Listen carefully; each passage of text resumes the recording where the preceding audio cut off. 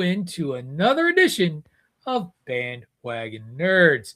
Bandwagon Nerds is, of course, brought to you as a part of the Chairshot Radio Network here on thechairshot.com, where we remind you to always use your head. Thechairshot.com. Always use your head. And guys, we are full bandwagon today. Everybody's here. Ray is on site, not from parts unknown this week. Giving us he's at the home studio. I'm in the basement studio. Dave is looks like there's a microphone exploding behind him in the Attitude of Aggression Studios. PC Tunney in the attic studios.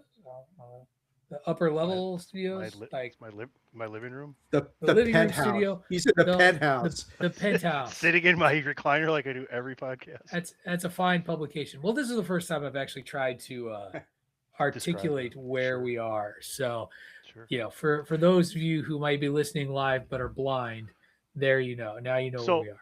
So it's Patrick and I's birthday weekend. In True. case people didn't know. Happy birthday, guys. And so while things are still working, I just figured we could kick the show off with this. Oh, how do I get that over there? I don't know. Nope. Oh, shit. We're live, pal. Retainer Boy here. I just wanted to wish my favorite villain a very happy birthday. May your day be filled with all the rise of Skywalker and Zack Snyder that your nerdy heart can take. And remember, Omni-Man always beats Kratos. I love that he couldn't fully pronounce Kratos. He had to pause before saying Kratos. I had to do 5 just to get that. So that's the best it was. There you go. I got you. Well, thank you, Retainer Boy. And knowing is half the battle. I got to tell you, the best part of getting Tubi, even though besides it being free, is that I have watched old school G.I. Joe like it's my job. It's so great. But they don't keep the PSAs. The PSAs are nowhere to be found. It's just the episodes. So that's a little disappointing. But hey, if you don't know how to pull somebody out of a frozen pond, then it's because you didn't watch G.I. Joe, and don't that's go your ice loss. fishing. Yeah, don't go ice fishing. Don't go running out there. If you're spray painting your bike in your garage and you don't remember to open your garage door, maybe you kind of earned it. Anyway, these are actual PSAs. These are actual G.I. Joe PSAs. Somebody falls into a frozen pond. Who's worse with the kids, the Chairshot villain or Peyton Manning on Saturday Night Live? I don't know. I think we need Drew McIntyre to do PSAs for us because his are always very on point and good. Hey, I'm just being honest here. By the way, we should go through and do introductions. So first of all, yes, it was my Patrick O'Dowd. It was my birthday yesterday on Saturday. PC Tunney's was Friday. We by my account, we had a great time. I chose to celebrate this week's edition of Bandwagon Nerds by drinking some of my birthday present. It is a George Dickel 15-year-old aged Tennessee whiskey. Not gonna lie, I only started drinking this whiskey because the name made me laugh, and yet it's a quite good whiskey. Yes, I'm so sophomoric that the word dick in a name makes me smile. What is that, Dick Trickle whiskey? What is that? No, it's a George Dickel. Oh, okay, got it. So, David Ungar shaking his head disapprovingly, the lawyer himself. He has already put up with me for a good 30 minutes today talking sports, where I demanded that he catch me up on professional sports because I have been so busy this week I haven't been able to keep up with it. And then the busiest man in all of Chairshot land, Ray Cashington, Raymond S. Cashington Esquire, the producer dude. He's there. So big news. I mean, big news. What's the big news? It's up. It's up. Oh, yes. Yeah, we talked about that when we recorded Four Corners. Dave, I got to tell you, you need to change. I don't care about your website. You need a goofy. You need a moniker like the rest of us. Like even if it's the lawyer. Yeah, I'm just saying, improve your game. Stop peddling your business and be a part of us. How dare you make money? Tony, can you change? Yeah. Tony, change my name to Old Man Grifter. There you go. There you go. Hell yeah. Old Man Grifter. I love it. That's a good one. I enjoy that. Is overruled one word or two? One. I think it's one word. It's one. Two R's? Yeah. There you go. For clarity, everyone, I have not. I mean, you could overrule it. Little gavel emoji. Oh, I have one. I just got to add it in here. We'll have it next week. Tune into Bandwagon Nerds next week for the gavel. When PC Tony's no longer a part of the show because he doesn't follow the rules. No. I'll have to just slide in here quietly. And here's the thing. Here's the thing is you need to be nice to me or you don't get to play in next week's game. We're going to start a project next week, fellas. We're going to talk it out. And you don't know this. We're going to talk out our project at the end of the show today for the fans so they know what's coming.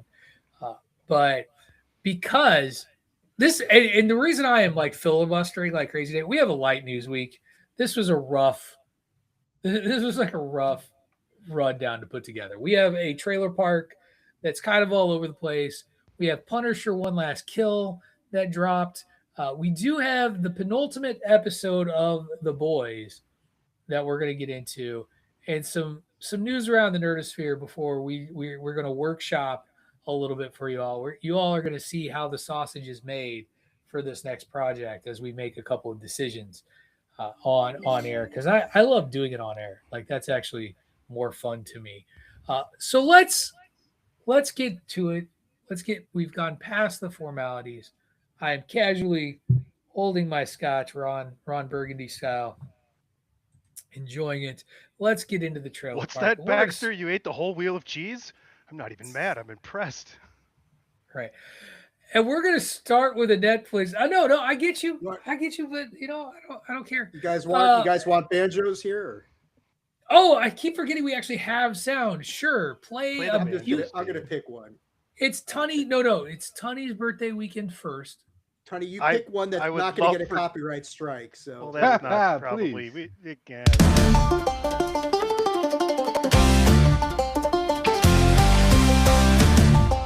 All we can play of that. Okay, trailer park. Very nice.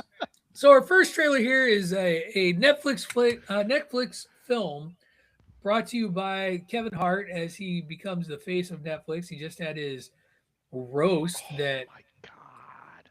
And apparently Tunny watched. I'm gonna own. I don't really care for Kevin Hart too much. He's fine. Like he gets the Patrick O'Dowd fine. I find him entertaining enough. I don't dislike him, but I don't actively seek out his work.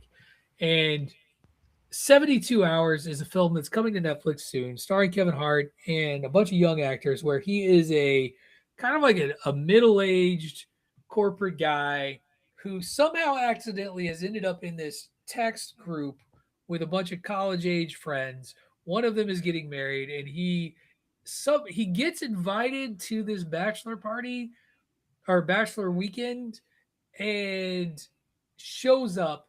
It appears because he is trying to sort of recapture and keep his youth or find a little bit of what he used to be like back in the day. The guys initially that had him in the thread didn't actually expect him to show up, but he does. And then over the next 72 hours, hilarity ensues. There are drugs involved. There's a crime boss involved. It is very, it gives me Hangover vibes, like in terms of the show, like Kevin Hart playing very much a fish out of water with the whole thing, and that sort of dynamic. But like, this is not a movie I'm necessarily going after, even to catch on Netflix. So I hand it over to the Kevin Hart fans of the bandwagon to comment. So Ray Cash, you nodded, so you made facial expressions. Go first, black guy. That was exactly how it goes, because I am absolutely so racist that I would ask that Ray speak for all black people in regards to this film. I want you just to speak for Rob. Well, Your fuck him. father. Okay? Speak for your father. Hey, fuck him and fuck you, Dave, for saying this bullshit. Okay? You lucky Make I'm sure you not listen to our other hosting this. podcasts to catch up on this stuff. Winnie No, the Pooh, son of a bitch. Oh, sorry. fuck yeah. Yeah. So if you guys don't know this because you're not involved in the meetings, Tony only half the time. But when we have the black delegation meetings, we have kind of been sworn to. We've signed a contract that Kevin Hart is now that was like the guy that of was choice. a detonator joke, by the way. It took 3 seconds for me to get it. Well done. But no, I'm in all seriousness, I love Kevin Hart. He can be a bit much because Kevin Hart has done recently the one thing he never learned to do, and that is to take time away. I think a lot of the reason why people are kind of started souring on Kevin Hart is because he was always in your face, always around a new show, a new this, a new that. And so it's been about 2 years since he really did anything of note. And like now I think it's a really good time for him to come back because the trailer park is basically mostly all new comedies coming out. But Kevin isn't the story here. I love the fact that they are really giving love to the new kids from SNL. The other dude, I don't know who he is, but Ben Marshall, my boy Cam Patterson, and you are watching. SNL does this every decade. You're watching the new superstar of today in real time, and Marcelo Hernandez. This kid is on the verge. You, I was gonna say something disparaging, but it's the truth. Dave and Patrick, you guys are old. You guys remember Freddie Prinze Sr. Remember how big Freddie Prinze Sr. was? How he Okay, was. I am not Freddie Prinze Sr. old, bro. I mean, you just had a Chico and the birthday. I don't Man? know. Yeah, Chico and the I Man. don't know. and he Patrick, killed- I did Patrick, not you- watch Chico and the Man. Stop Patrick, it. you remember Yeah, Charlie I Chaplin? don't Tell know, us man. about him. Yeah, Exactly. You remember when Remember Einstein Groucho Marx? invented relative? You remember when Back in Einstein my day, invented I was relativity? confused by the talkies. Remember Groucho Marx? No, but Remember no. George It's like Washington. we are on the verge. Marcel's on the verge of becoming Freddie Prinze Sr., George Lopez level big. He is very close because the stand up is hitting. He is the star, I think, at this point of SNL. Tony, you're the other SNL fan. Tell me if I'm wrong. And he gets just as much screen time in this trailer as Kevin does. He's the man. And so I'm excited for that. Um, Kevin's always going to do a great job at being funny. It's going to be funny. It's going to be a good laugh. I'm going to watch it when it comes out. But yeah, shout out to the new kids. I'm definitely Right. gonna watch it. Thank you, sorry. honorary black guy. No, I was going to ask for the honorary black guy to go next. So. Oh, okay. Well, he's Yeah. half black. He is. Remember, he is albino. Yeah, go for it, my half Nubian king. So we lost Ray. Man down, man down, killed man him. down, He man dead. down. He He's dead. gone. It's over. No, I love the SNL portion of it. I'm not a huge Kevin Hart fan as far as like his movies go. I think I did see one of the first ones with him and The Rock, where it was more of an action one. I can't remember what it was called, but Central I do like his. Intelligence. There Central you go. I do Intelligence, like yeah. his stand up, and then yeah, when we get to what you watching, I'll give my thoughts on the roast, which was excellent. But I'll be checking it out. Yeah, Marcelo Hernandez, I agree with you, Ray. One of the top stars on SNL. And Old man shout out to cracker Cam David for getting Ungar, that. your thoughts? Shout out to Cam for getting that big booty, by the way. Shout out to I Tuddy mean, for if being Cam the in real life. Shout out to Tuddy for being an Aboriginal original. There you go. That's there. This pronunciation. Kids, this is why you need to be 17 to listen to this podcast. Oh. And you need to know your history and geography. Apparently, I'm like nearly would help, 100% too. German. Nearly 100% German. Oh no! Oh, the you're from- irony of all those nicknames after that. Yeah, you're from mainland Australia, apparently, Tony. So just want you to know. For this, I mean, I hear what you're saying, Ray, and it's great that the young kids are getting the shot at this thing. But yeah, this is definitely not for me. Pat was right. It gave me a Hangover sort of feel to it, but I'm just wasn't feeling it in the trailer. So you guys knock yourself out. Have fun with this thing, but it doesn't feel like my kind of movie. Well, and here's the thing. I hear what you're saying, Ray, about the overexposure of Kevin Hart. Like that there was a period where you just couldn't escape the guy. And I will say the other thing that I do appreciate, there was a time where Tony talked about one movie with The Rock and Kevin Hart, Dude, those guys have been attached at the hip for like a long time. And I get it. They're boys. They're friends. very close. Legitimately, yes. Yeah. Like, I get that. And also, it is nice to see a movie without The Rock. Like in the trailer. They both figured that out. Like, right. Absence makes the heart other than Jumanji movies. Like, you keep coming back for Jumanji movies. It's fine. They just finished filming the next one, by the way. I know. Yeah, I was like, because we needed another one. It's good times. I'm going to be honest. We have 4 trailers on this trailer park. I'm excited about one of them, and I think I'm probably going to be on an island over that lone trailer. Sure, but if it's what I think it is, yes. You know it is. The next trailer. Here's the thing. I like Will Ferrell. Again, I don't love Will Ferrell. Will Ferrell is fine.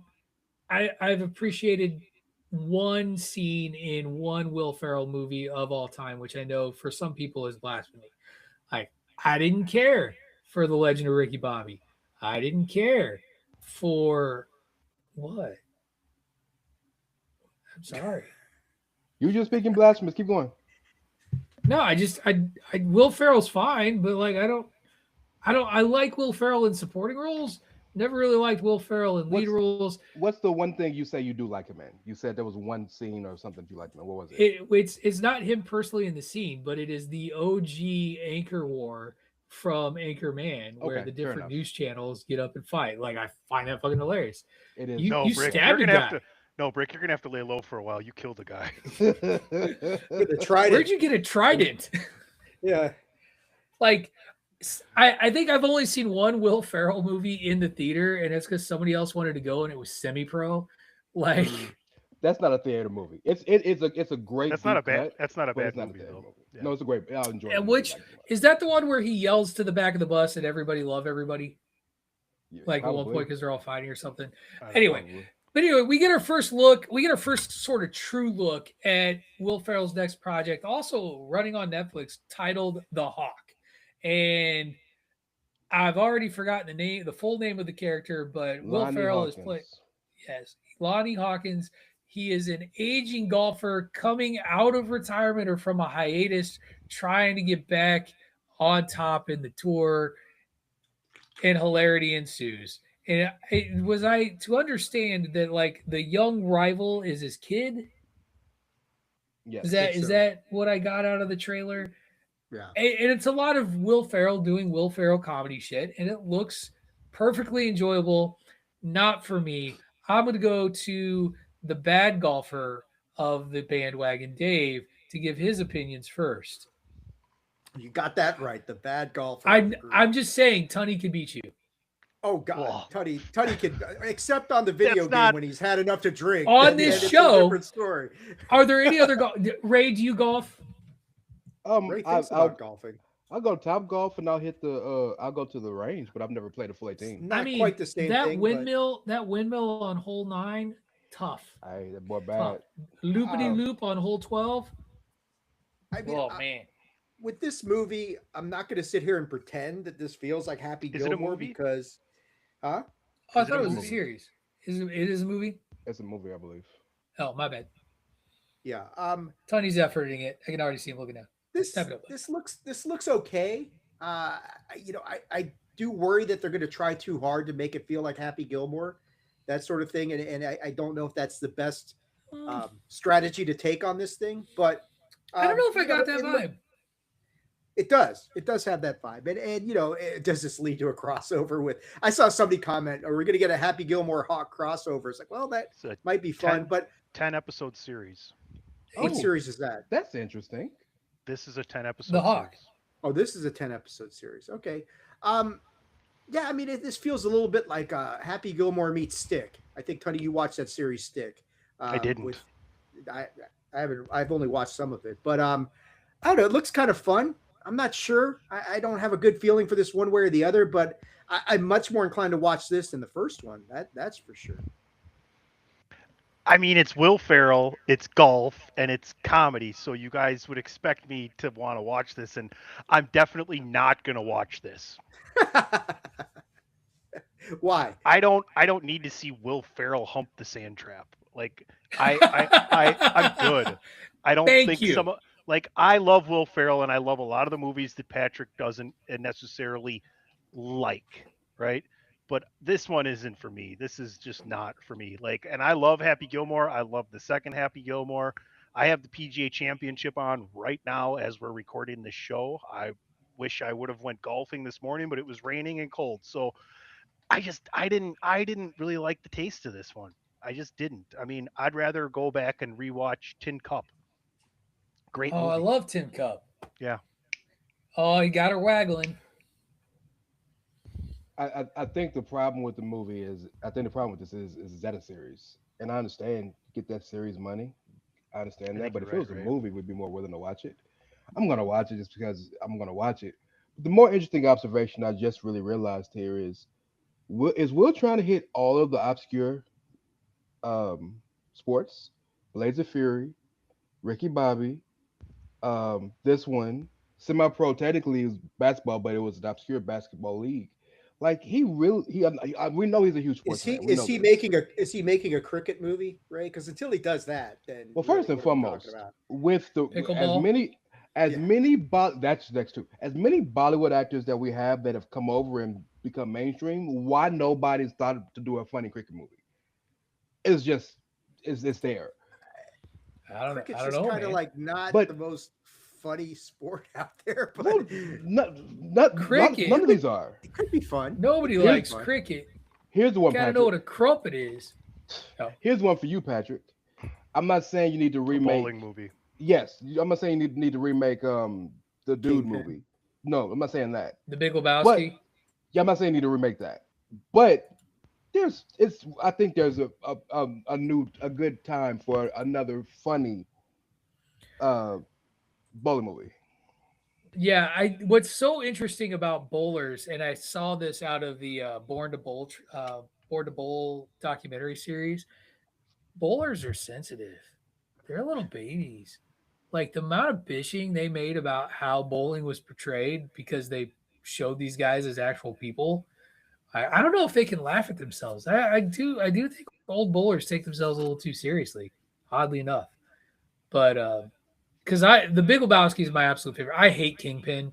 I can't stand it. I've never liked it, uh, and I actually like Woody Harrelson quite a bit, and I just could not get behind that You movie at all. you guys are a little too old for this. Tunny may be closer to the range, but you guys are. But remember when Disney Channel was doing those Disney Channel original movies?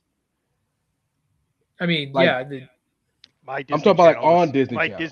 My Disney yeah, Channel yeah, was yeah. My Disney Channel was Nickelodeon, Ray. I was not really young enough when the Disney Channel came around There is or a popular. show. There was a movie that came on there called Alley Cat Strike, which is a fantastic movie. I think you'd really like it, but it is If kids, it's a teenagers. Disney Channel movie, I might be able to find it on Disney Plus. I'll have to Oh look. yeah, it's there. It's fantastic, bro. Yeah, It's really good. I mean, I'll see if I can find some time. Let's move on to a series that I don't understand why it got made, but it did. And I'm going to start. So that we knew that there was going to be a shit Big Bang Theory spin-off series following the character Stuart, the guy who runs the comic book shop. Like this has been announced and known for quite some time. And the name of this series that we finally got our first look at showing up on HBO Max is Stuart Fails to Save the Universe. And basically it follows that character and a few other of the side characters, though Kripke was one of the side characters I always enjoyed. So I do kind of like that he's going to be a part of it. Like it's these side characters in alternate dimensions trying to fix a mistake to save a um, messed up universe. And I don't know. Like like when I go back and rewatch The Big Bang Theory, I actually enjoy it less than when I watched it the first time. Like I find it less funny, and especially later seasons. Early seasons like worked for me, but later seasons there did come a point where it started to feel like pandering. But that's just me. And this series, like it looks again, I'm gonna give it the fine moniker, but I'm not gonna watch this. I have very little interest in following these characters and seeing what they do. Let's start with the commissioner this time because I don't think you've gone first yet. I think it's probably apropos though, because I've probably seen every episode of The Big Bang Theory at least half a dozen times. Um, the Big Bang Theory, The Office, Seinfeld, Cheers.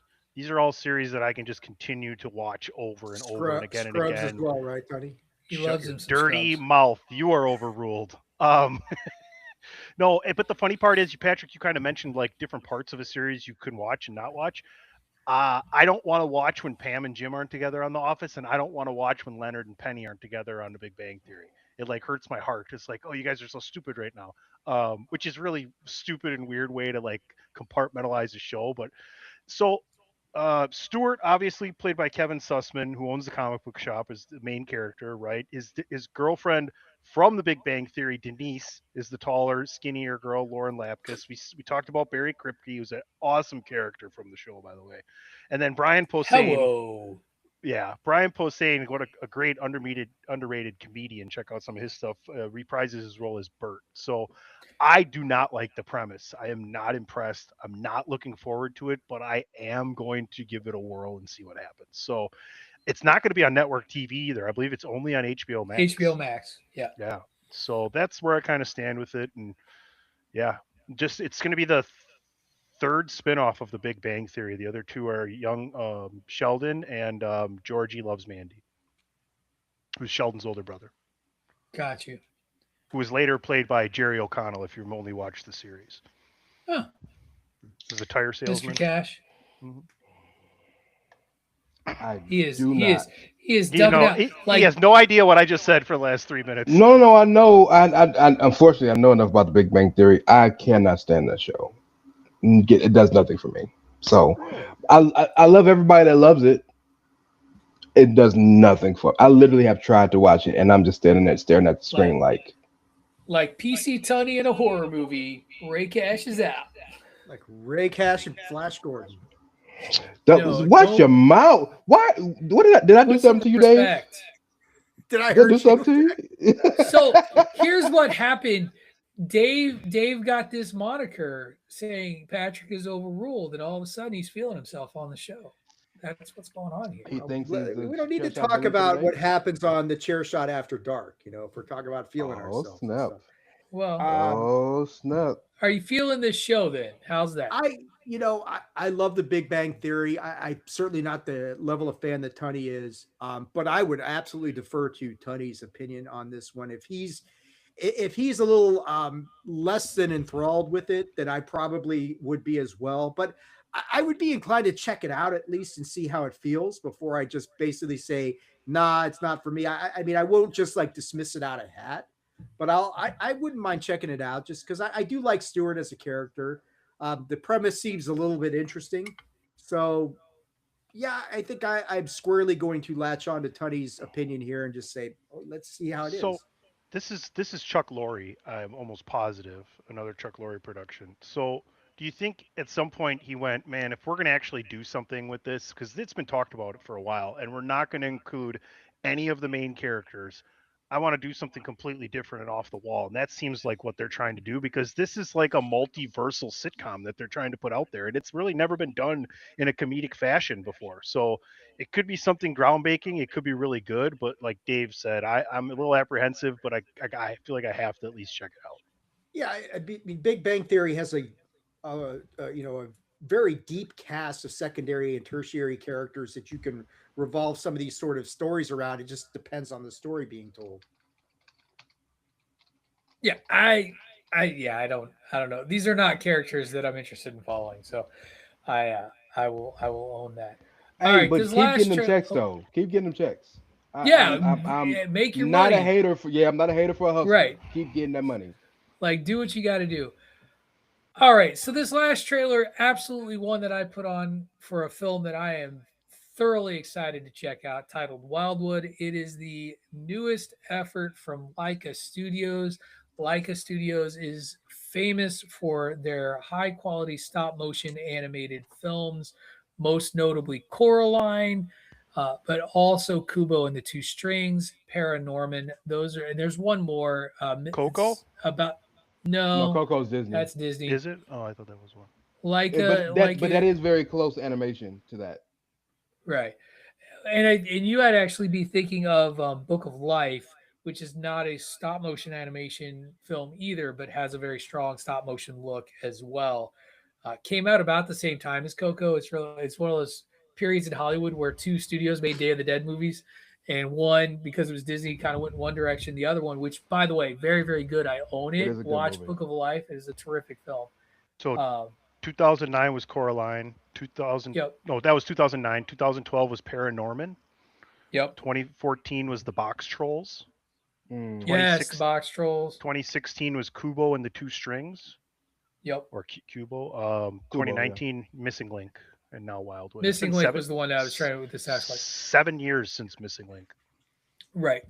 And part of that is this is, according to Leica, the most ambitious film that they've tried to put together via stop motion animation, and it is phenomenal. And the story behind Leica Studios is very very interesting, as it was originally founded by the guy who did the Will Vinton, who is the creator of the most notably the California Raisins and his stop motion animation studios, until he was basically bought out by the son of the guy, the CEO of Nike, whose name is eluding me right now. Phil Knight. Phil Knight. Phil Knight's kid basically screwed over Will Vinton and took over Leica Studios. However, they have still put out phenomenal films. And this one, basically, children of the 80s. If you ever saw the movie Labyrinth, this is basically Labyrinth, which with hopefully some more character development. You have a young girl who has a younger brother. Her parents tell her not to take her little brother out of the house, and the trailer sort of follows her saying, yes, I'll keep my brother indoors. And then of course she's taking him outside play, and he gets taken away by what appear to be ravens. She ends up in a fantastical world trying to get her brother back. It is a very dramatic trailer in terms of the music and the way that they build it. It's gorgeous. Like, the film looks gorgeous. And I know that this is very much a Patrick O'Dowd niche thing, which is why I'm raving about this so much here. I am ready to watch this. I'm ready to buy tickets way ahead of time. I can't wait for the fall for when this movie comes out, because I think it looks amazing. Like, the first time I watched the trailer, when I saw it was available, I got emotional. Like, I thought it was that beautiful. And watching it, obviously, like, it looks amazing. I can't wait to see this. I can't wait to take the little O'Dowd to see this. Like, he does take an interest in unique animation, whether that be anime, stop motion. So this is very much something I'm looking forward to seeing with my son. And it has a heck of a cast, a heck of a voice cast behind it as well. So that's me. I'll just go counterclockwise from me on my screen, and we'll go with Dave first. Thoughts on this trailer? Yeah, Coraline is one of those movies that is very near and dear to my heart, because my kids absolutely loved that movie when they were young. My daughter, she was 7, my son was like 5 when it came out, and they absolutely loved that movie. And this has that same sort of art style to it, has that same sort of feel to it. So I would be, kids are all grown up and that sort of thing, but I'm sure that they'll probably be checking it out because it will resonate with them as well. This feels like it feels like one of those type of movies that you got to see, and so I'm very inclined to check this one out. It looks good. It's got that sort of feel to it, that intangible quality to it that I really enjoy, and so I'm in on this one. The scene with the main character, like on the eagle flying, like, just looks awesome. Ray, yeah, over to you, bud. So visually, it's one of the most striking things you'll ever see from animation. That group just knows how to do things and make them look just epic. It's an epic trailer. It's beautiful. You're just mesmerized watching it. My qualm, and this is very small because it's the first trailer, is it tells me nothing other than she has a brother. And I like my trailers to give me an idea of what I'm watching. I don't know what the fuck I'm watching. Other than I just told you some it's epic Labyrinth. shit. Well, It. yeah. So I need you to translate all the trailers for me then. Well, because there is a moment in the trailer where she confronts the villain. It appears, and she's like, "I don't care about your fairy tale. I don't care. I just want my brother back." Yeah. So it very much, if it follows the trail of Labyrinth, it'll be a coming of age story. Hopefully, a little less creepy. Labyrinth is the more I've learned about like some of the subtext of Labyrinth and what they were going for, the less I wish I knew about the subtext of Labyrinth. David Bowie wears a codpiece, and it's uncomfortable, to say the least. Tunny, big stop motion animation fan that you are. Thoughts on this trailer other than it's pretty? I don't appreciate having to follow David Bowie's codpiece, but my thoughts on this are we all have our vices, Tony. No, shout out to Amon for that. Dan and I have aspirations of doing Lego stop motion, but it's just once you sit down and try and start to account for the amount of time it's going to take, and the amount of quality you want to put into it, I haven't won the lottery yet, and I don't know how high that would be on the list either. It'd probably be way more golfing, but this looks beautiful. And the fact that, folks, when you go and watch this trailer, realize that it's in stop motion, and there's a reason that, like, I didn't realize, but Patrick said they went above and beyond and tried to do biggest scale as they could. Is maybe a reason they haven't had a film in 7 years. Yeah, it's difficult enough to make a stop motion film, and I was a big fan. Do you remember the Adult Swim series that Robot Chicken was done by Seth Green, right? And Donald Faison and his friends, like all of Seth Green's friends, would do this. I used to get so frustrated, like, why do they only put out like 14 episodes every 3 years? It's because it takes forever. It's such a painstaking art, and this is going to be my PSA for animation in general. Animation is not just for kids. It doesn't have to be. It is not. It's just like comic books. It's just like any other medium. You can cover adult things and adult themes, and you can make art in any one of these mediums. And stop motion animation and what Leica Studios does, in my opinion, is art as much as anything. Like the intricacy of Coraline and that spider at the end, and the work that they do to make everything seem real. I love Kubo and the Two Strings, by the way. That is in my shelf of films, and I will pull it out and watch it because it's so Coraline. Gorgeous. Like, it's better than Coraline. I think so. Yeah, absolutely. Yeah. I think it's wonderful. Amazing. Matthew McConaughey and Charlize Theron lend their voices to that one. So does George Takei. It's a great film. I just want to foreshadow a real cool voice actor drop that we're going to talk about later on. So keep that in the back of your mind. All right, cool. All right, well, let's move on to our first show review today, and that was the surprisingly brief. I thought it was going to be closer to an hour than the 40-some minutes that we got of Punisher: One Last Kill, which is very strongly the definition of a Marvel one-shot, in my opinion, and and probably the most bloody and violent Marvel thing I've seen.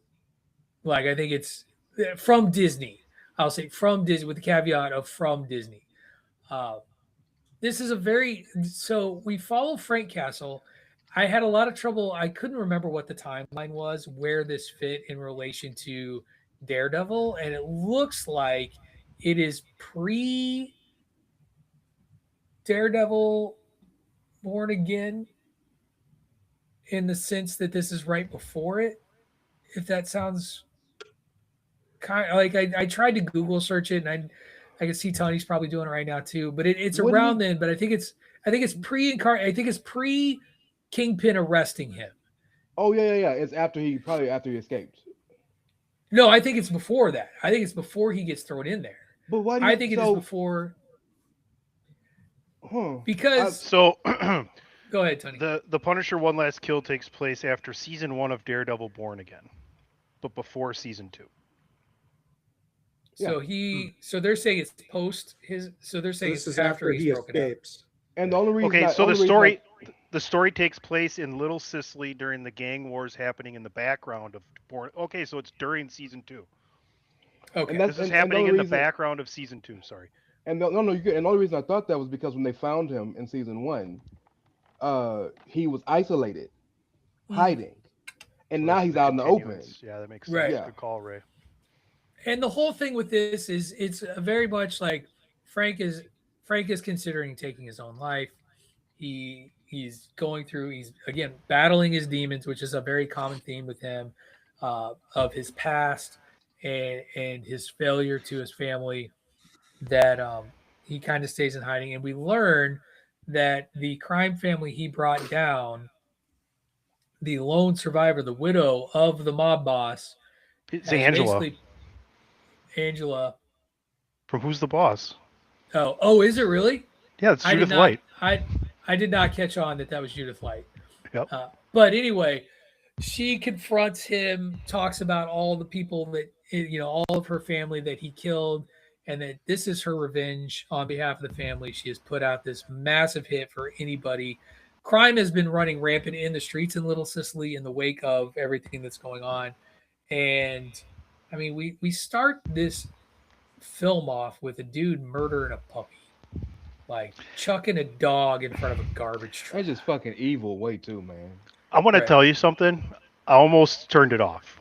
I almost turned it off too. I was this close to saying to texting you guys and saying, "Fuck this! I'm out of this show. I don't need to watch this." But I stuck it out.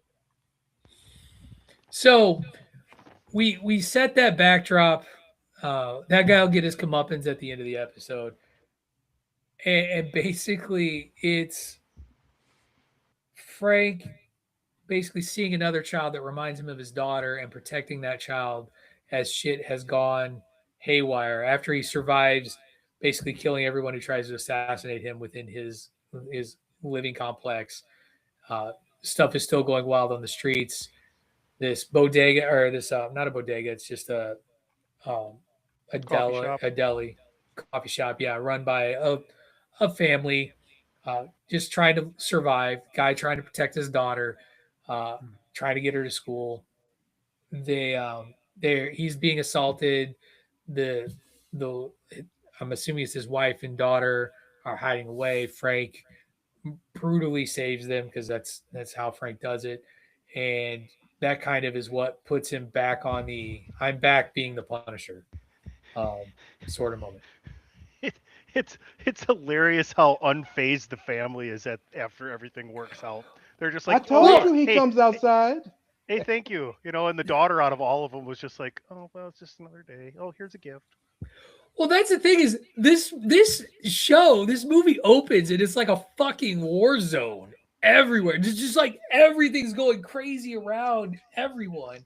Because Frank destabilized the order by killing that family. Right. And now all hell's broken loose. Right. And so, the ding dong guy, like, was supposed to be so there's the guy who kills the puppy that almost caused, Tony and Dave to say, I'm out, which I would have totally understood, by the way. Like, it's the same reason, like, some people won't watch Guardians of the Galaxy Volume 3 ever again. Like, watched it once, that's it. Mm-hmm. Animals are such a different thing. It's why I didn't even get past the first 10 minutes of Tiger King, because that's real shit. And I'm like, fuck that. When they cut to that, like, panther or whatever, big cat in that boiler of a car or freezer, I'm like, okay, I can't do this. I want to kill all these people right now. Yeah. Right. So, but that guy, he's sort of the bookend on this, and he picks on a veteran, clearly a homeless veteran trying to survive. And that's how we see Frank back with the actual, like, the skull painted on. And I'm assuming this sets him up for his conflict with our boy Peter Parker come Spider-Man Brand New Day.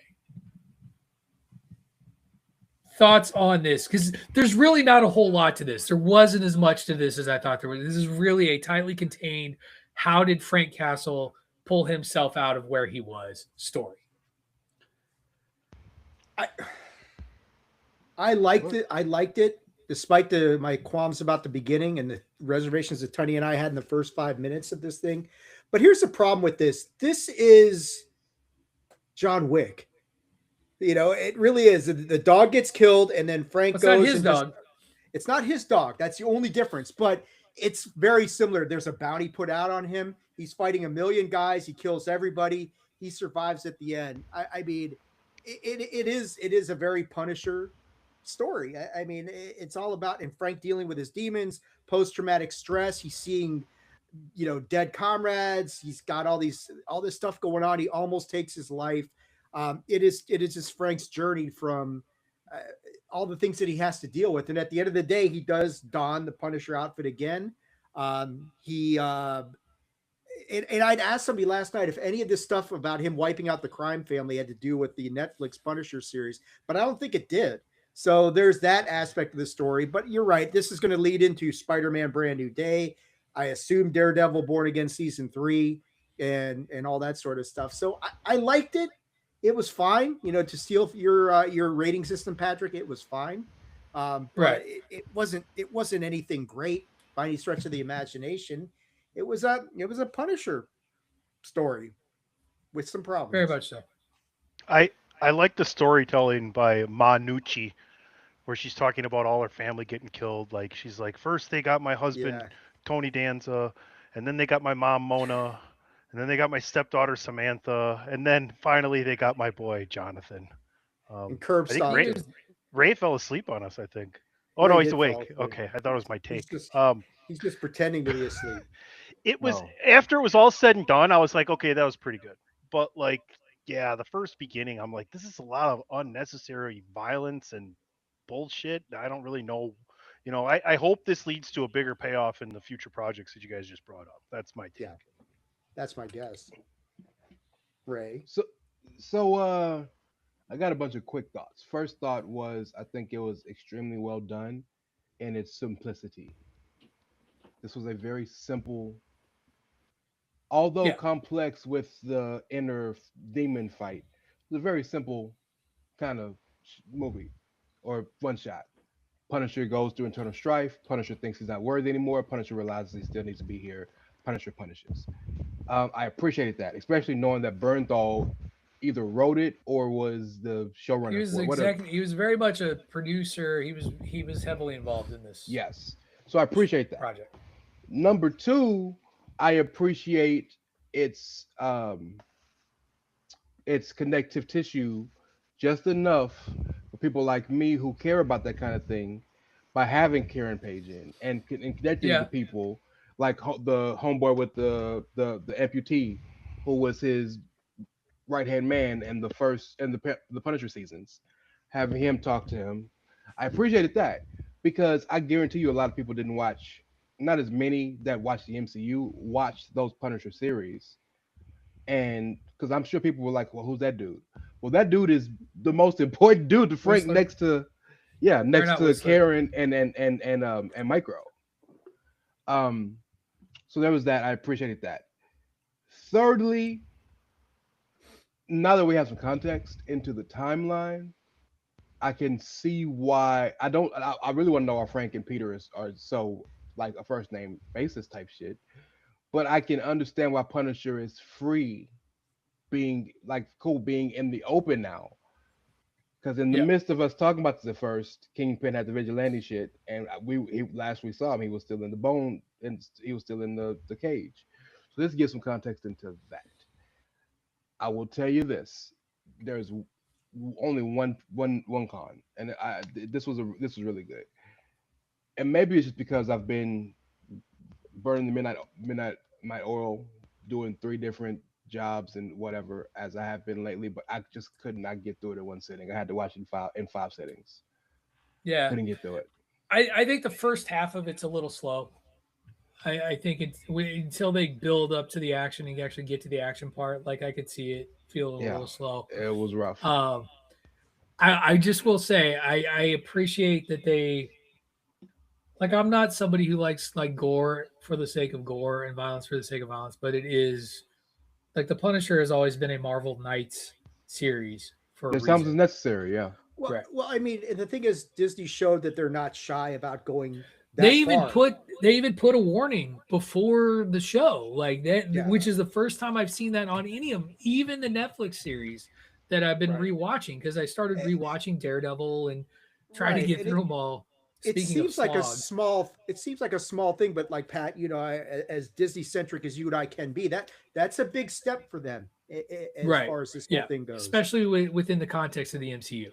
All right, Yeah. we have gone a good solid hour here. It is time to take our first commercial break. We are going to find out live with you if the commercial works, because it's been a while. So something good. Tony's feeling good.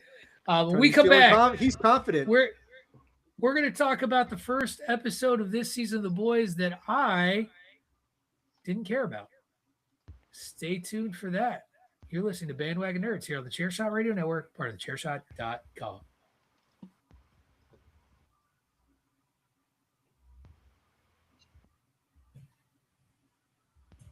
If you hit play, I think the people can hear it. Did you hit live? The people can hear. Did you hit live or is it on preview? Just.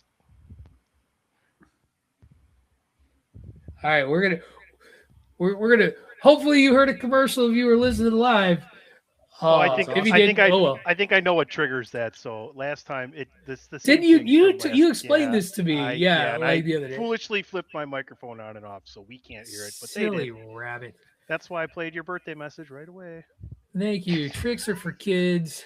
Appreciate the birthday message. All right, let's get into the penultimate episode of The Boys. The series finale is this coming Wednesday. And here's the thing. A couple of shows ago, we had the filler episode conversation. And I had decided on, yes, we need filler episodes. They are important as we head to the end here so that we understand everybody's end game. Last week we end with Homelander being given the V1 by Soldier Boy. It's like, okay, shit's going to be crazy next episode. And then this was like the most not crazy penultimate episode of a series where I would have expected some level of oh shit cliffhanger-y sort of finale. And maybe it's just that this wasn't my playlist, to quote Greg DeMarco. But like, yeah, here's the thing.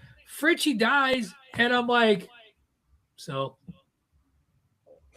like, oh no, I'm so sad for him and Kumiko, who did finally, like, we finally get Sister Sage out of her funk as Frenchie talks about the importance of love and really gets her to understand why this is so important, that he just can't see Kumiko die. Like, he can't deal with that. He has this line before Homelander kills him that is supposed to be really impactful, where he's like, I could tell you've never danced with anyone before. And it's just like, I didn't feel anything when Fritchie went down. The Deep gets fired. Soldier Boy gets put back on ice. What's her nuts is president now because we squished the president's head. And like, all of this stuff happens and it just felt so pedestrian and mundane. And I don't know what I was expecting out of this episode, but I was expecting more than what we got. I think the best thing for this episode, in my opinion, was Huey and Homelander coming together over Billy Joel tunes. You mean Butcher? Or yeah, what did I Butcher? You said Huey and Homelander. Oh yeah. Sorry. Because they're Homelander homies. and Huey. They are. Not Homelander and Huey. Billy and Huey coming together over. It was Billy Joel tunes, right? Yeah, it was. I didn't get that one wrong. But anyway, win and roll. Drink. I just wanted more out of this episode, and I don't feel like I got it. And I'm sure that the last episode is going to be crazy. This is the first time where I was kind of disappointed in an episode. So I'll cede it to the floor. Dave, you're kind of leaning back. Why don't you go first? I mean, I think like one of the most significant things about this episode is we finally got Marie and Jordan showing up in this thing, because they may be the keys to this whole thing. But I get what you're saying, Pat. There wasn't a lot of action on this one. This was much more subtle. Uh, like you're saying, Homelander puts Soldier Boy in a sleeper hold, puts him back on ice. The Deep gets fired and then gets banished from the water. And he gets filmed, ignoring somebody drowning because he knows he's going to get eaten if he jumps in there. So you got that aspect of things. And I, I don't know. I mean, it was okay. I mean, seeing Frenchie die really sucked, that sort of thing. But I don't know. What did everybody else think of this thing? You good if I go, Tony? So I understand where you're coming from with your lack of enthrallment with the episode. And so I think first and foremost, if you go back and think about the series, that's just the series, but the season in totality, they have really gone out of their way to kind of give Frenchie, make him like the emotional core of the team and of the series. They've kind of taken it a bit away from Huey and kind of putting it more on Frenchie, with the whole thing about him and Kimiko finally getting together, Kimiko wanting to have kids, and him not thinking he was worthy of having kids, and all. They really kind of did that. I think they waited a little too long to do that, which is why his death didn't hit as hard as it did. I also think that one scene is flawed because they hid Kimiko, because Homelander can't see zinc. But when Homelander saw the zinc, he should have just destroyed it anyway because he knew it was zinc. That's a little flaw that I think bothered me personally. Right. When I think about the episode, and at the end of it, I wasn't maybe to the level you may be, but there was a little bit of a And then I realized, well, the season finale is an hour and a half, and they're putting it in movie theaters. They probably wanted to save the big shit for that. So I can understand why you would let that kind of be more of a let me set up, and it's like, let me set up, let me do this setup pitch, so I could throw this 104 heater down the pipe next season, next episode. Um, but I think that the important things that hit mattered. The other thing, and Tony, I want you to go because after I say this, because we may want to make this more of a bigger discussion.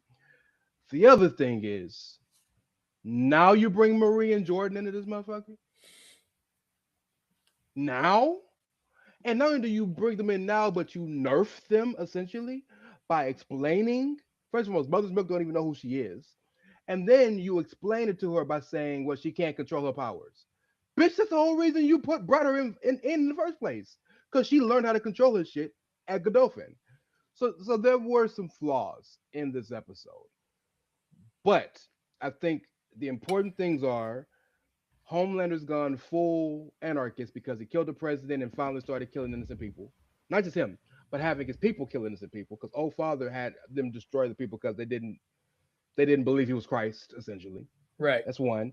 Number two, Sage finally decided to get off her shit and like be the brain that they needed her to be and figure out a way to do the shit to Homelander without hurting them. That was big. Three, Kamiko on that shit now. You killed her boy. Kamiko about to go ape shit, right? And I think, and four, most importantly, we finally have them all on the same page.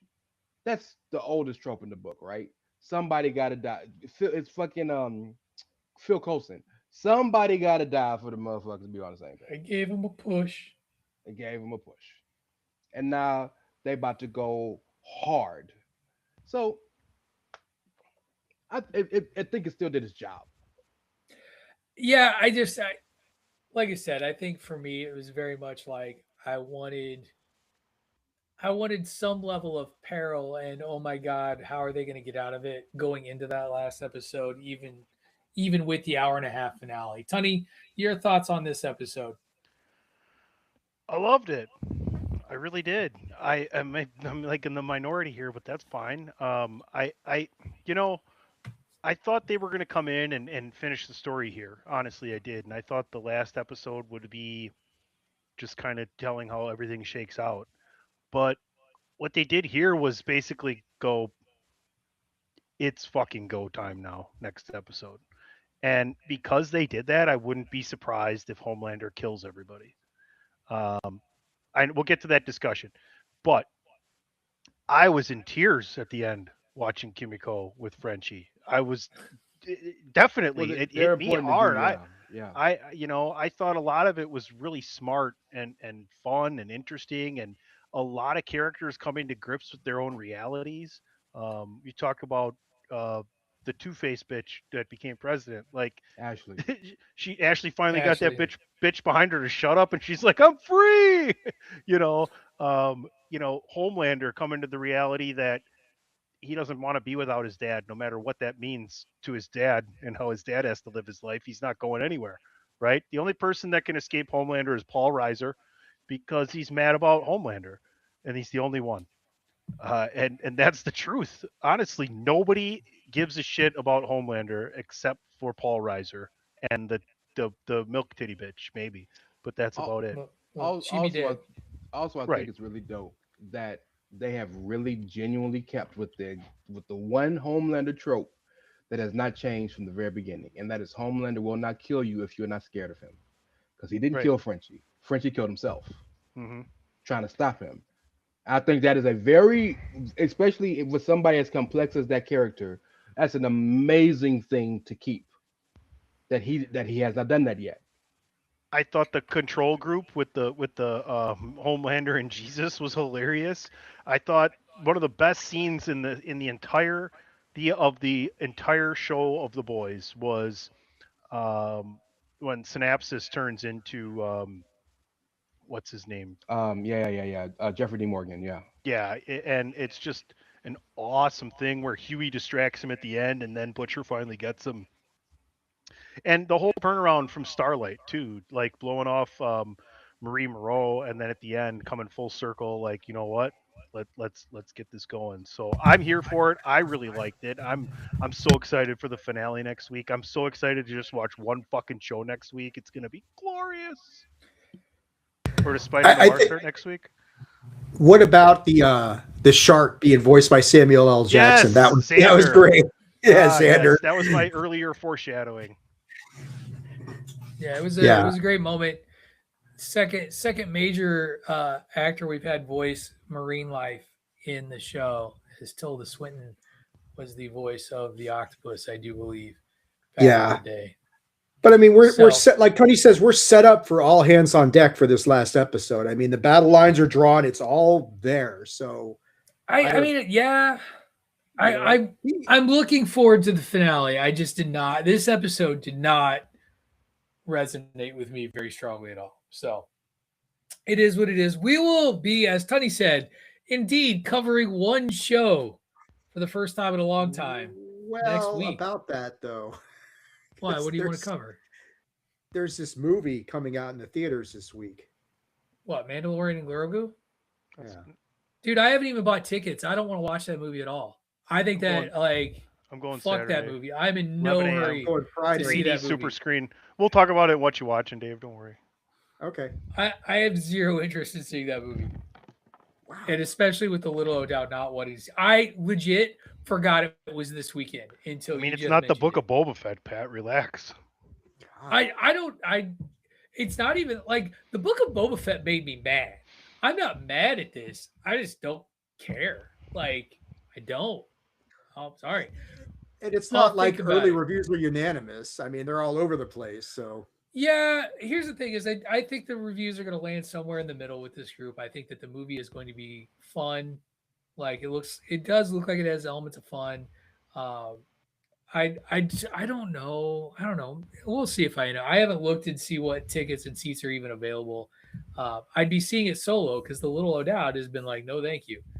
So we'll see. We'll see if I make it. If I get to it, we'll get to it. So we'll take a commercial break. Ray, are you going to see it? I don't even know if you got tickets yet. Are you a day of guy? I haven't got them yet. I may get them in the middle of the week, but the only reason I haven't got them yet is because my daughter graduates Friday. Aw. Congrats, Ray. Thank you. Thank See, you. Ray So can't I even don't go. quite- His daughter graduates on Friday. Right. I mean, I'm sure I'll go that weekend, but I haven't got him because I don't know who's going to be with me and who will want to see it yet. Yeah, see, I'll go with you, Ray. Patrick. I'll go with Even you, Ray. Ray, I'll let you even go. Ray with his daughter graduating is going to find time to go. Oh yeah, that's a big movie.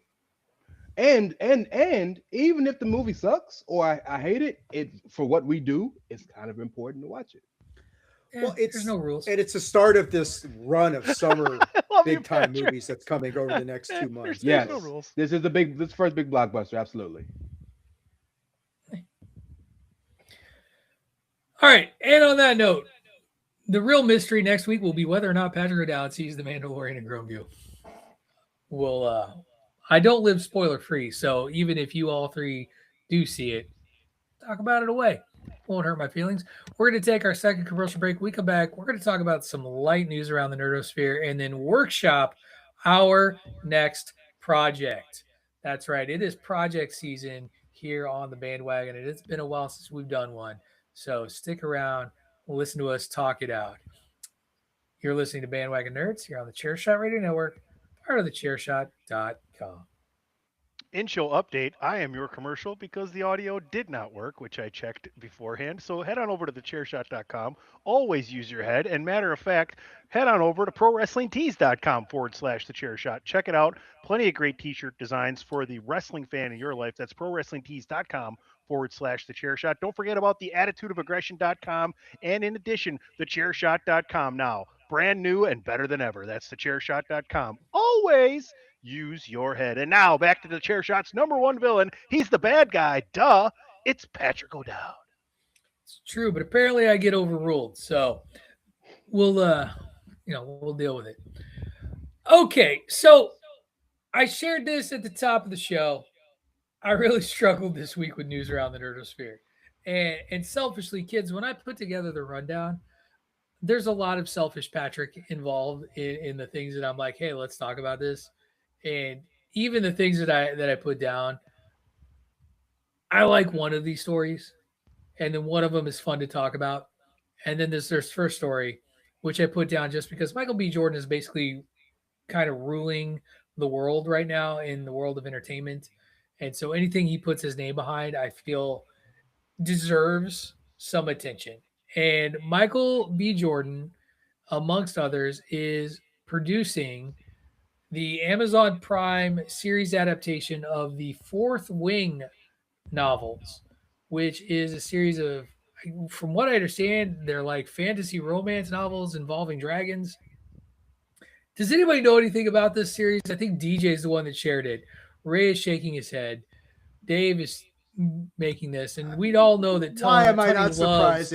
Tony's a big fan of dragon fantasy love story novels. Like, this is your jam, right? You've read all of the Fourth Wing books, right? So while I am a gigantic Game of Thrones fan, and right. I do enjoy the Game of Thrones dragons, I am not just a fan of dragons at all, and I will not be watching this. How powerful is Michael B. Jordan in Hollywood right now that I would even put this on the I don't need another Star Wars. That's why I'm not watching Dune, and I don't need more dragons. Is why I'm not watching this. I already have my Star Wars, and I already have my dragons. And to that point, Patrick, I'm so glad you mentioned that, because that's the whole reason I'm sure we put this on the rundown to begin with. It's always interesting to me the first thing someone does after they win an Oscar, and this is the first thing he's been announced to do. And that's interesting to me. Right. Because nobody knows shit about it. DJ knows something about it. I mean, it's been in development for, I guess, 2 years. So that's really interesting. Also, he has a deal with Amazon, because you notice a lot of his movies have been Amazon movies. Yeah, well, it sounds like DJ, like somebody in his life read it. So basically, the story focuses on a female protagonist named Violet, whose plans for a quiet life are upended when her mother, a military general, orders her to join the brutal Basgiath War College and become one of several hundred candidates vying to become a dragon rider. Here's the thing. I know these books are wildly popular. Much like when I talk about Dungeon Crawler Carl, this is that sort of level of fandom. I do believe I'll have to ask the Mrs. O'Dowd if she's read it. I just Michael B. Jordan being the name behind this is a big deal. It actually gives me pause to make me wonder if I should check this out. If that's fair to say. Now, to because that I point, trust the work that the man does. right? But to that point, is he just producing it or is he in it? Because he's done that before. I don't know if he's in it. It just says that he's an executive producer. So So he's going to have a hand. There's a show on Netflix called Raising Dion, which was about a kid who ended up having superpowers. And Michael B. Jordan, that was his show. He was the executive producer, and I think he may have been on the writing team in a smaller capacity. And he played the dude's dad. And the whole story was his dad was gone, and they don't know why. And the kid got superpowers. And he did cameo a few times, but by and large, he wasn't in the movie, wasn't in the show. Right. For 2 seasons. And so this isn't his first time doing that. But again, I'm wondering, to us, we're the nerds who will probably look up and find this stuff and care. But to the just casual dude that's watching Amazon Prime, saying, I wonder if I want to watch this. Will they watch it just because he put his name on it? Or will they want to see him?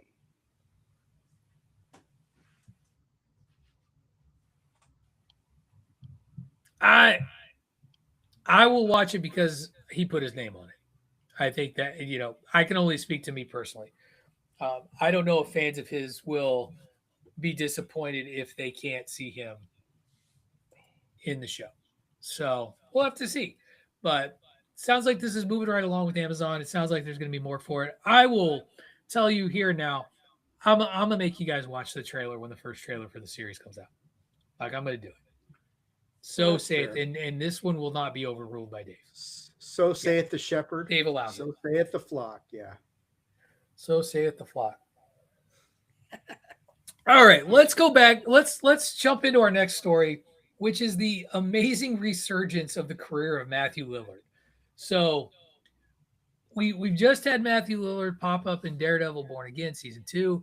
He just came back recently in a whichever Scream sequel the last one was. He was a prominent role in there. Now we catch word that 7. Thank you, Tony. Now we catch word that he has been cast by James Gunn for a role in the upcoming Superman sort of sequel, Superman Lex Luthor sequel, Man of Tomorrow. We already know Brainiac is the bad guy. Sounds like Matthew Lillard will be playing the Flash, but he won't be playing, he'll be playing the OG Flash. That's the rumor, right, Ray? Is that he'll be playing Mr. Garrick. He will not be playing. Yeah, he will not be playing that other guy, Barry Allen. Thank the you. Paragon of Love. Hoping you could get through those.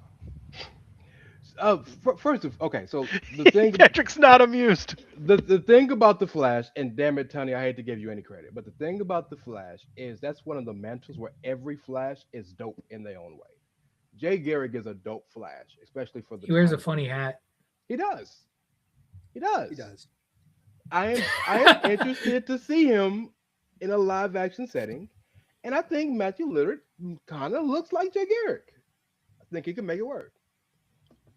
Just got to know why. I mean, I always loved that in the Flash series, Jay Garrick was played by the guy who played the Flash in the 90s series. He played Barry Allen in the 90s version, and then it was Jay Garrick in the CW Flash.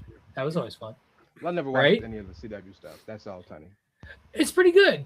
Like, the little O'Dowd, when he was going through his big Flash phase, like, we watched a pretty serious chunk of him. I can't remember where we stalled out, where we lost track, but definitely remember Jay Garrick in there. What do we think about Matthew Lillard, though? Kind of coming back, and he's been so humble about it in interviews. Like, he was like, I just think people are nostalgic. Damn me back. And I do think there is some small kernel of truth in the, oh, hey, Matthew Lillard, look at that. I remember him. He's great. Also, Matthew Lillard is a pretty good actor. Mm-hmm. Like, I don't think, like, he's more than just Shaggy from the Scooby-Doo movies, and he's more than a quirky, sort of tweaked out nerdy guy like he used to play in like Hackers and 13 Ghosts and stuff like that. I think the Scooby-Doo movie hurt those guys more than it helped them, honestly. Right. Their bank account. Well, no, they'll always get paid off of that for sure forever. But I'm saying like those, all four of those people got typecast. He'd so be like, hard. He'd be like, well, I don't know, Ray. Here's the thing: of all the people to get cast for a role, Matthew Lillard, like people are like, that was perfect casting for Shaggy. Yeah, easily. Yeah, and he could do the voice, and he had, he was tall and kind of lanky. Dave said it was his favorite movie behind Flash Gordon, just behind Flash Gordon. It's Flash Gordon, and then the Scooby-Doo 2 sequel. Not the first one, but the second one that nobody remembers. Citizens Kane, Flash Gordon, Fern Gully. Yeah, that's your top three. Scooby-Doo 2 Monsters Unleashed. Yeah, that's Dave's second favorite movie behind Flash Gordon. Yeah. It took over for Empire Strikes Back. And then Schindler's List is number 3. Yeah. Yeah, but you know what? He took his girlfriend at the time and made out during the whole movie. Oh, Schindler's List. Wait, now hold on. Stop. Listen, stop. That's what Jerry Seinfeld did. That's from Seinfeld. What an episode. Wow. Yes. There's been a lot that has happened. I'm gonna go back to at the beginning before we got on the air. Fuck you. So Tom. back to it's a real back thing to that happened Matthew on an episode of Seinfeld. Like you're saying, Matthew Lillard, I think it's great that he's getting as much exposure as he is, because I think he's very talented, and he was an important part of Daredevil, of Born Again, right? Season 2. He's not going away. Like, that's a great thing, is we're going to see him again. He's not, but going to Man of Tomorrow, if he is playing Jay Garrick, that's huge, because we've been speculating about when you get some of these other big characters introduced into James Gunn's universe. And a Flash in any iteration at this point is a big deal. So if he is coming back as Jay Garrick, then you're looking at a Flash, maybe not the Flash, but a Flash being introduced. And then you got to figure Wonder Woman's not far behind and that sort of thing. So I think, but from him being cast in that role, I think that's excellent casting, because he can play that sort of Jay Garrick character, a little bit of an older character sort of thing, not the young behind the ears, wet behind the ears, Barry Allen, Grant Gustin sort of thing. So I like it. I think it's perfect casting for him, and it works for me. I'll take the Flash in any iteration I can really get to start, just because I'm like, it's a start. Right. Yeah. And that's fine, because what this is going to do is Jay Garrick's main purpose in the Flash CW series is to help Barry kind of control the problems he's had with losing his family, and more importantly, help him understand and realize how to utilize and how to use the Speed Force. So if we're going to introduce the Speed Force and Flash at the same time, and it's Jay Garrick, I'm okay with that. I love the Matt Lillard casting, so let's just see what happens. If we don't get another Flash for a while, that's fine. But hey, I got off Flash in the new DCU, so I'm tickled pink about that. Cool. All right. Last story that we're going to talk about today. We did an episode a few months back where we created the Bandwagon Nerds National Treasures. Where there, look at that, bringing back our Flash, and and we as a collective, we had declared, our very specific, like we each made picks and decisions. Dolly Parton was like the easiest number one pick ever for National Treasures. A world treasure, in my opinion, turned 100 years old today, and it's very appropriate to see Dave picking up one of his children, his puppies, to talk about this, because David Attenborough turned 100 years young this week, and it was such a big deal that Lego actually changed the age numbers, because if you've ever looked at a Lego thing, it's like ages 3 to 99 or whatever was like the limit. And for David Attenborough's birthday, they put out some sets where the sets were appropriate for ages 3 to 100. And I don't think it is an insignificant person to talk about when you look at the amount of work and effort that David Attenborough has done in the world of conservation and teaching us about animals and nature. I think most famously for this generation, the Planet Earth series on BBC, which then turned into so many other spin-offs when they started to use these really high quality, high definition cameras to catch wildlife existing in the world and living and learning about them. But David Attenborough has been at this for so long that there is a picture of him in his 20s introducing an animal to Prince Charles, who is now King Charles, as a child. He's 8 or something. And he has been doing this. So he is a monumental documentarian.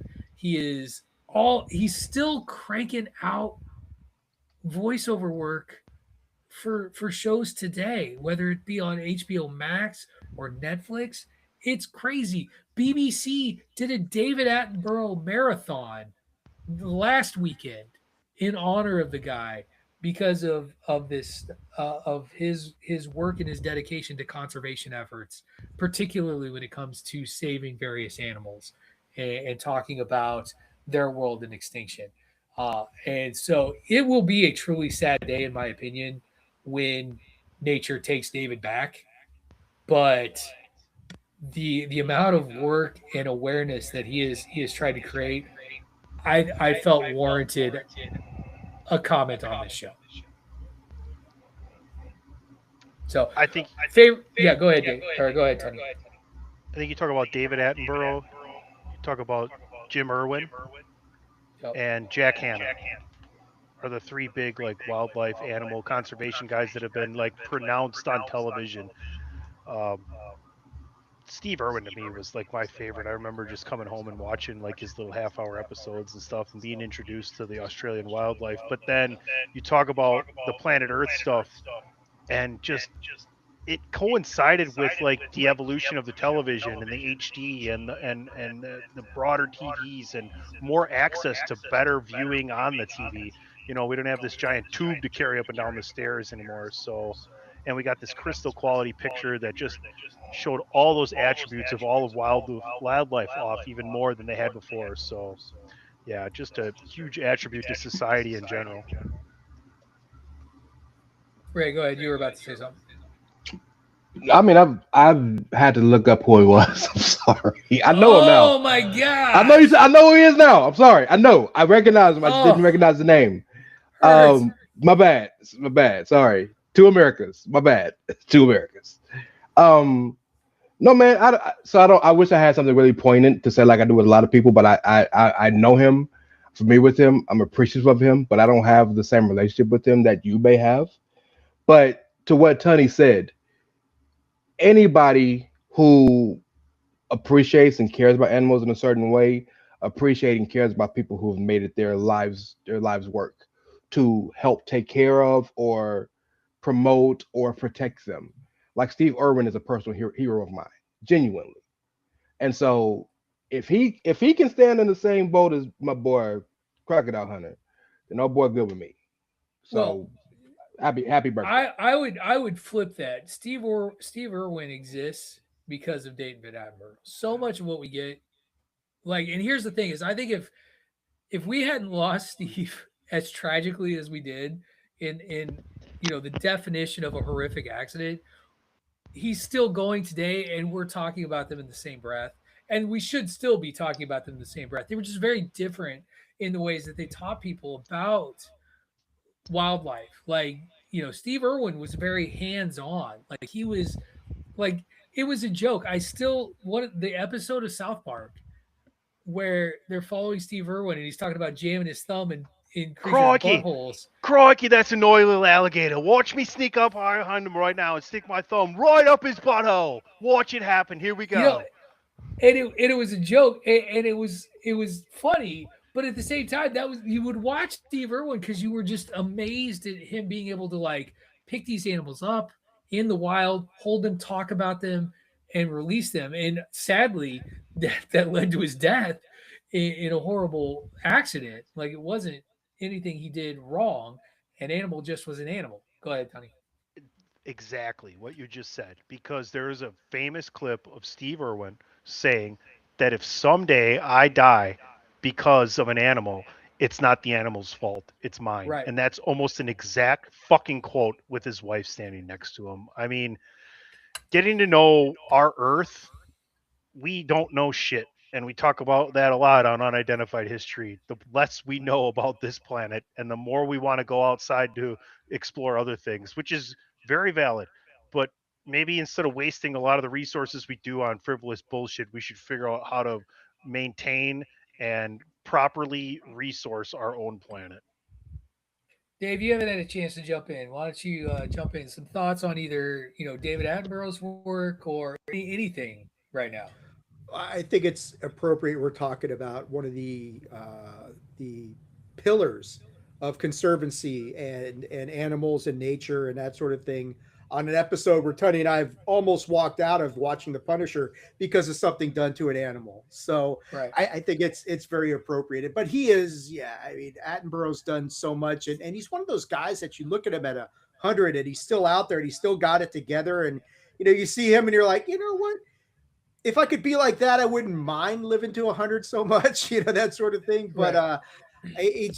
Like you're saying, it'll be a sad day when nature comes calling and takes him back, that sort of thing. But he's his contribution and his influence on people like Steve Irwin and some of these other huge animal rights activists.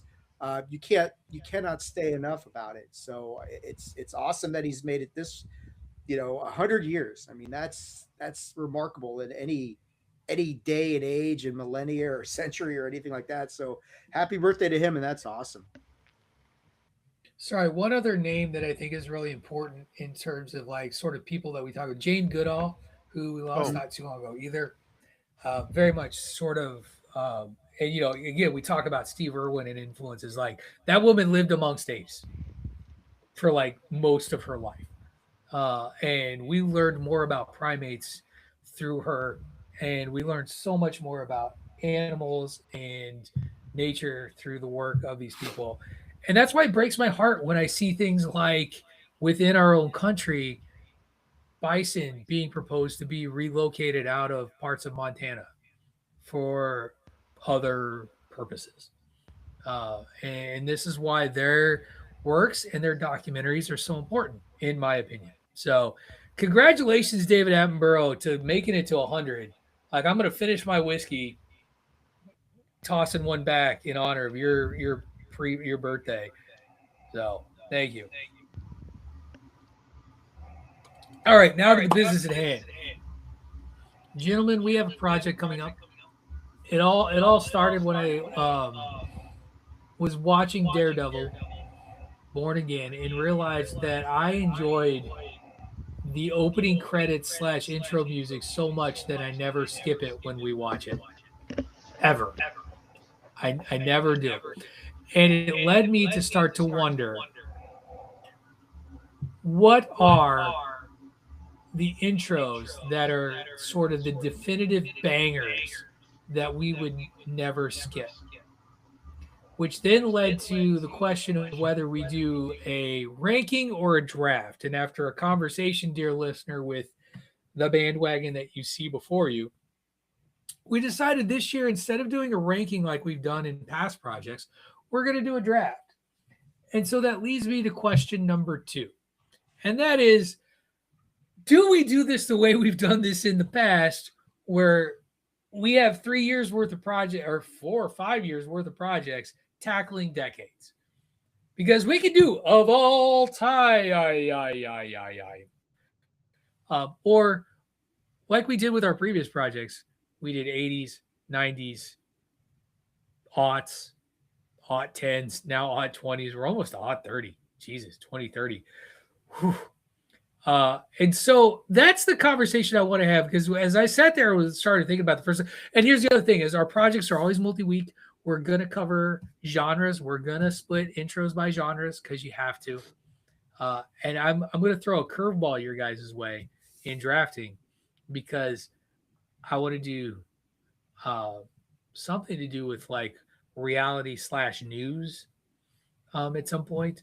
And that could be a broad scope of things. Doesn't have to necessarily be like your weekly news, but there's some surprising bangers out there. And so I wanted to like we're gonna do this draft. We're each gonna get 5 picks because that'll be 20 intros. But my question is, are we do we want to do this as for all time, or do we want to do decades and do this over multiple summers, like we did with movies and TV shows, video games? Video games, we only did a top 50. But Well, thoughts. That's kind of the question. Do you want to do it? Like, I think I'm with Tony, you. you're a content fiend, so I know you want want all the content we can give you. I don't know necessarily decades, but what about by genre? That's better. Comedies, dramas, so on. Yeah. Yeah, comedic sitcoms, dramas, different, whatever. I mean, we can figure. We can even do streaming services. You can do the streaming services. Oh, that'd be a good to do. Oh. So I don't know that I understand the suggestion.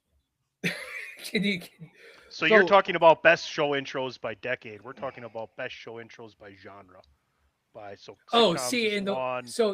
Hour-long dramas are another one. Well, yeah, let me clarify. So like if we were to do the 80s, 1 week would be comedies from the 80s, the next week would be dramas from the 80s, the next week would be something else from the 80s, that way. Like when you talk about genres, that's an all-timer. Like to me, that's 1 year. And Tony, I'm just trying to give you the content, man. I know you need stuff for the website. Ray needs more work to cause him to lose hair in his later. Yeah. This isn't his problem. I took a long time to grow this. I better not start losing it now. This is not. Oh, you saying this is my problem? No, let me talk to you. We post this. Oh, gotcha. Dave, what do you think? What would you? Because here's the thing: is for me, especially with like comedies, like the 80s alone, like holy shit. Yeah, I think I probably lean towards going by decades, I think, rather than genre is an interesting concept. It's like, but like you're saying, the 80s and 90s are so, even the 70s to a certain extent are so strong on some of these entries I'm just going to tell you right now, I know that was your life. No. Well, in that case, if we do decades, we're starting at the 80s. Maybe 70s-80s. How's that? I mean, that way you can get 227 in there. Was Sanford and Son all in the 70s, or did it bleed into the 80s? Because that's possibly the greatest sitcom intro song of all time, and everybody knows what it is. There's a great moment in the fine television show Scrubs where JD and Turk are fighting, and they become friends again when JD starts doing the theme song to Sanford and Son, and they start dancing to it. Hold on, I blacked out for 10 seconds. What did you say? I said, I heard you.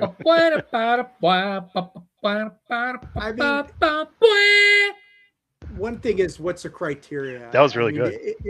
Like for a show when did the Jeffersons start? In the late 70s and carried on through the 80s, that's early right? 80s. So Sanford and Son only went 6 seasons in 1972 to 1978.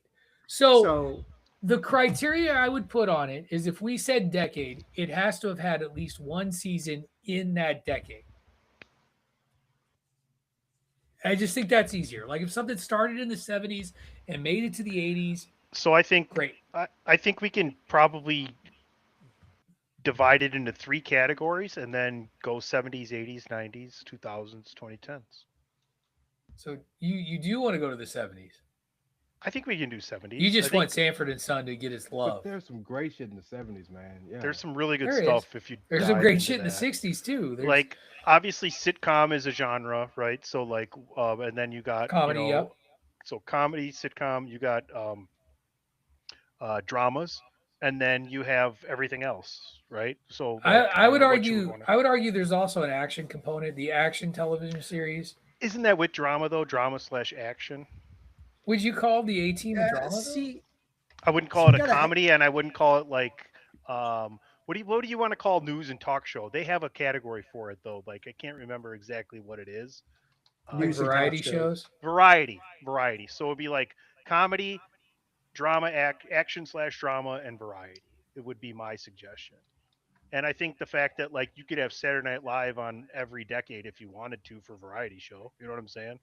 Like literally sat here yesterday, and when Will Ferrell walked out, I was like, "Ladies and gentlemen, Will Ferrell," but it was Chad Smith, but no big deal. So By the way, great intro. yeah, great intro. Paul McCartney was nervous. Get behind, go get back behind the drums, Chad. Yeah. Sorry, just my suggestion. Is anybody gonna be watching the end of the Stephen Colbert show this week? By the way, I'm gonna catch it.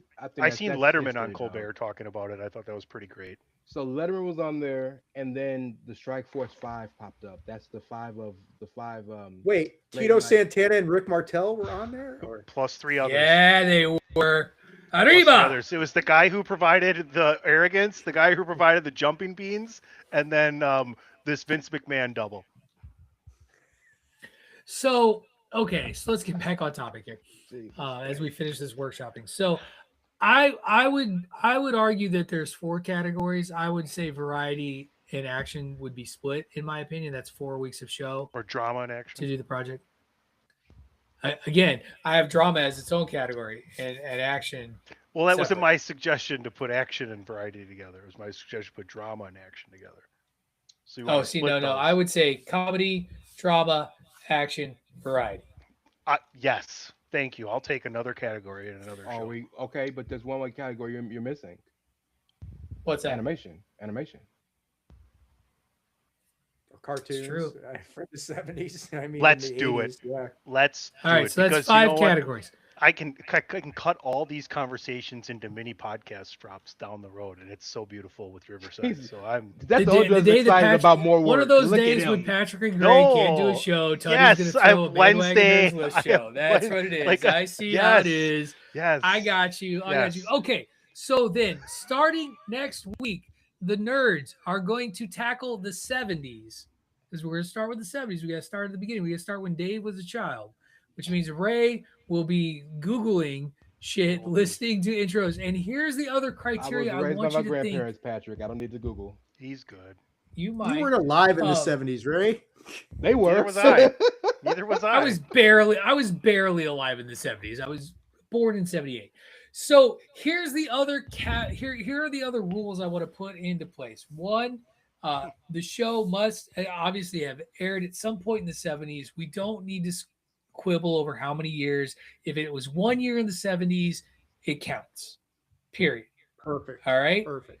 2, this is about the intro as a whole.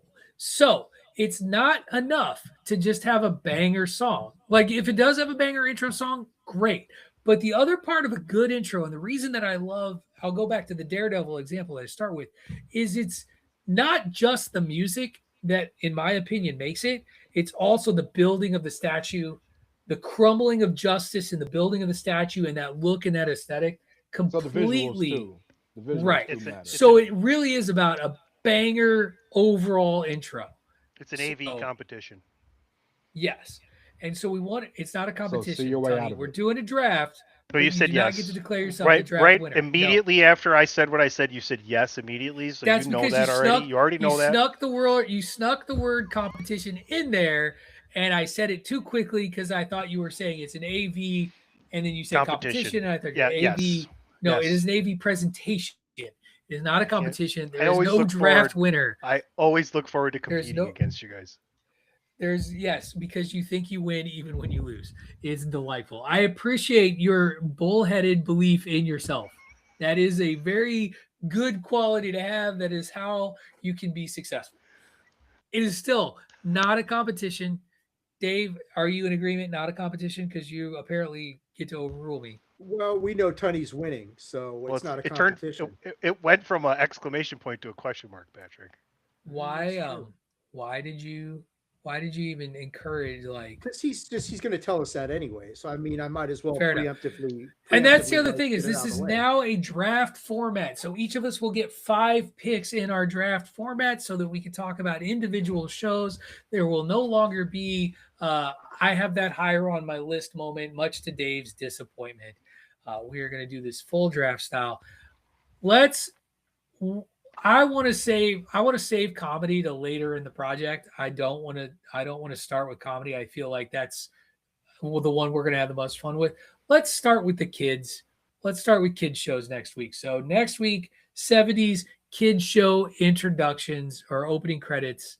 That'll be our project. Draft 1 next week. So with animation, we can add picks, right? We can add like Sesame Street and Mr. Rogers and shit, right? Captain Kangaroo, HR Puff and stuff. Doesn't necessarily have to be animated, just what we would reasonably agree was targeted at children. Cool. All right. That leads us into our final segment of the show. What you watching? Tanya, I'm going to go to you first because I know you really want to talk about that Kevin Hart roast. So let's hear what else. What did you think of the Kevin Hart roast, and what else have you been watching? I haven't had a chance to catch much else. I obviously the wrestling is kind of what we do. Damn it, I had it up here. There we go. But yeah, I thoroughly enjoyed this roast. Shane Gillis hosted, Chelsea Handler, Pete Davidson, Tony Hinchcliffe was amazing, Big J Okerson was amazing, Cheryl Underwood probably stole the entire show. Jeff Ross, Niam Lynn, who is Kevin Hart's like right-hand man for a long time. But I think 2 cool things happened that weren't announced. There were 2 surprises. Kevin Hart's had a long time real beef with Cat Williams. Cat Williams showed up, roasted his ass, and they squashed that beef. And then The Rock showed up to roast his ass at the end of the show, and it was fucking epic. So if you're a wrestling fan, if you're a comedy fan, if you're a Kill Tony fan, all these people knocked it out of the park. If you don't know who Big J Okerson is, he's probably the least known name that delivered the most giant punch on the show. It was excellent. I love these roasts, and I hope they keep coming. So congratulations to Kevin Hart on one of the best roasts ever. Also, Tom Brady roasted his ass at the beginning. That was awesome. Tom Brady ripped him a new one. Yeah, that was great. It's something to watch if you want to laugh. Dave Ungar, what you watching? The show that I sent you a text message and requested because you have done a great job at giving me some suggestions lately, which have been awesome with Severance and Pluribus. I was watching it a while back and I started picking it back up because I want to actually get through it. The show Dark on Netflix, which is German, and it's overdubbed, and it's fun because like the English dubbing doesn't match the English subtitles, so that could be a little bit off-putting, but it is such a good show. And it's just, it has got that Stranger Things sort of element, but it's much deeper. And it's based a lot on, there's some real aspects of physics and quantum mechanics and stuff in there, time travel, multiple worlds, that sort of thing. It is a phenomenal show. So I've been watching that and that in Full Swing, getting through Full Swing as well for season 4. Cool. Ray Cash. Ray, you're muted. I'll unmute you. Thank you. Ray. Yeah, I was the producer guys told me to mute my mic because apparently nobody wants to hear me talk. It's not you, it's everybody else, Ray. No, I haven't really been able to kind of catch up on a lot of stuff recently.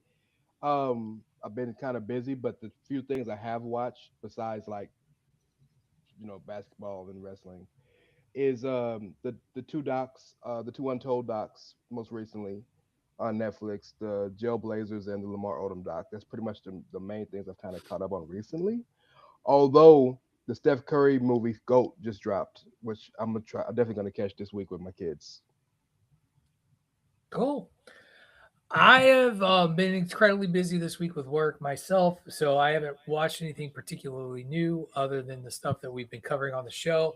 I have spent the last couple of days catching up on the World Series of Bowling, the pattern tournaments. I have gotten through half of them. I am currently on the Scorpion pattern, which is the third of the 4 tournaments.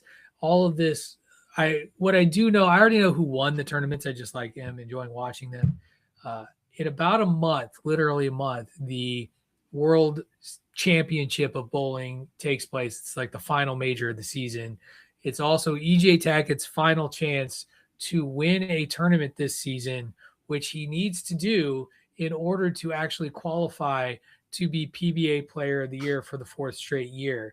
What's insane is that even though he hasn't won a tournament all season, in terms of points, he is ahead of people by a wide margin. Because as you've heard me talk about this guy, he's the most consistent best bowler in the world. He makes TV all the time in these tournaments. He just seems to have every week that he's been in TVs, he's run into a buzzsaw that's knocked him off. It's reminded me of a rule change in NASCAR that they went to because Matt Kenseth won a NASCAR championship in the early 2000s without winning a race. And now you can't qualify for the playoffs basically unless you're a wild card without winning a race. So, and that's exactly what's going on with EJ right now. Is EJ, he keeps making tournaments and he keeps making it to the televised broadcast, which is a feat unto its own. It's been an interesting year for the PBA. They've had 7 first-time winners, including I think 3 or 4 rookies. Literally the first rookie to win a tournament this season won a major by shooting a 300 against EJ Tackett, who shot 270. It's just been a crazy year. And it doesn't take away from any of the bowlers that are performing and have been doing so great. I think my favorite story so far is Darren Tang, who won one of the pattern tournaments. I think he won the Chameleon pattern tournament, became the first bowler in PBA history to win a televised tournament, both one-handed and two-handed. So a lot of cool stuff for folks that have that follow bowling. That's really what I've been doing as the season wraps up. So, all right, fellas, that I think brings us to the end here. So before we say goodbye, tell everybody to find you and follow you on the socials or on the network. We'll start this week to my screen right with PC Tunney. Follow me at PC Tunney, Chairshot Radio Network, thechairshot.com, all new and improved. Make sure you head over and check out Trivia X. I've been working hard on that. And don't forget about theattitudeofaggression.com as well. Our executive producer in charge of the website, Raven S. Cashington Esquire. You can find me at PC Tunney. You can find me at thechairshot.com, baby. Finally dropped new stuff in your face. All this new stuff, historical themes, premium events, Tunney's Trivia X, daily trivia from Aesop Mitchell, Patrick O'Dowd's feet pictures. Whatever you want, come see them. We got it all. Add some mail. You do not. You don't want that. Yeah. You'd be surprised who might. Chair shot after dark. At its rate cash. REY is a mysterious. All right, Dave, I need to get through this show. You pay for that shit. We got to get that out there. You're right. I did pay for it. You're right. Tunney gave away the website at Attitude of Aggression, or www.attitudeofaggression.com, the YouTube channel, Attitude of Aggression's YouTube channel. And you can follow me on X at It's Me DBP. So there you go. And you can follow me on all of your socials at Wrestling Realist. That is at WRESTLNGREALIST. Catch me every Monday, Tuesday, and most Wednesdays here on the Chairshot Radio Network. Mondays talking nerdy stuff with these guys. Tuesdays talking sports with David Ungar. Oh, goodness. And Wednesdays talking wrestling with Greg DeMarco. Oh, boy. When we feel like it. We got to end this show before Patrick dies. Jeez, God. You gonna make it to the next birthday? You gonna make it? I'm going to make it to the next birthday, I promise. And on that dubious note, that's going to do it for this week's edition of Bandwagon Nerds. Now get yourself out of the basement, get some sun, and brush up on your 1970s children's programming, because we're going to be talking about some intros next week. It's going to be a lot of fun. You have been listening to Bandwagon Nerds here on the Chairshot Radio Network, a part of the Chairshot.com.